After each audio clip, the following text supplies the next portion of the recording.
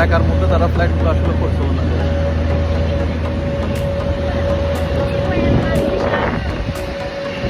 এগুলো রাইনার ফ্লাইট।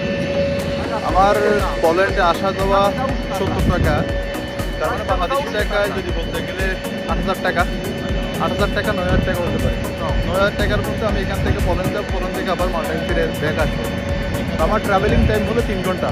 তার মানে 3 ঘন্টা 3 ঘন্টা 6 ঘন্টা। আমরা যে দুবাই থেকে বাংলাদেশে যাই, বাংলাদেশের মধ্যে গেলে আপনার প্রায় 3 ঘন্টা 3.5 ঘন্টা 4 ঘন্টা লাগে। 4 ঘন্টার ফ্লাইটের টাকা যদি এত বেশি হয়, 24,000 টাকা হয়। তো এখানে আমার 3 ঘন্টা হলো আপনার 7,000 টাকা, 8,000 টাকা হলো এটা আপনার আপ অ্যান্ড ডাউন। এরা আসলে কীভাবে এগুলো করতেছে, এখানে দুর্নীতি হয় না, এই কারণে এই ফ্লাইটগুলো এত তাড়াতাড়ি এত ডেভেলপ করতে পারে। ইউরোপের মধ্যে অনেক বেশি একটা পপুলার ফ্লাইট হলো রাইনিয়ার। যারা রাইনিয়ারে আসলে ট্রাভেল করে তারা জানে। এই তো মাত্র নামলাম পোল্যান্ড এয়ারপোর্টে। নামার পরেই মাথায় ক্যাপ, কারণ ঠান্ডা বেশি, অনেক বেশি ঠান্ডা। অনেক সুন্দর একটা এয়ারপোর্ট, ওয়েদারটা অনেক ঠান্ডা, আজকে মনে হচ্ছে 4 ডিগ্রি। তো তবে ভালো, মাইনাস এখনও যায়নি। মাইনাস ছিল কয়েকদিন আগে, 5 ডিগ্রি পর্যন্ত ছিল মাইনাস। এখন এটা আবার প্লাস হয়ে গেছে।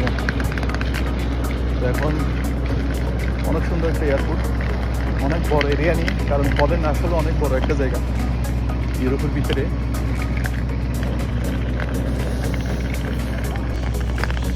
এরকম হাঁটতেছি আর হাঁটতেছি।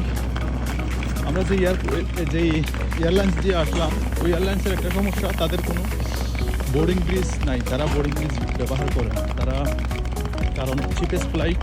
এই কারণে প্রতিটা এয়ারপোর্টের ভিতরে আপনার হেঁটে যেতে হবে, হেঁটে আবার এয়ারপোর্টে যেতে হবে, হেঁটে আবার ফ্লাইটে যেতে হবে। এরকমই হয়তো কিছু এয়ারপোর্টের মধ্যে বাস সার্ভিস আছে, কিন্তু বেশিরভাগ এয়ারপোর্টে নেই।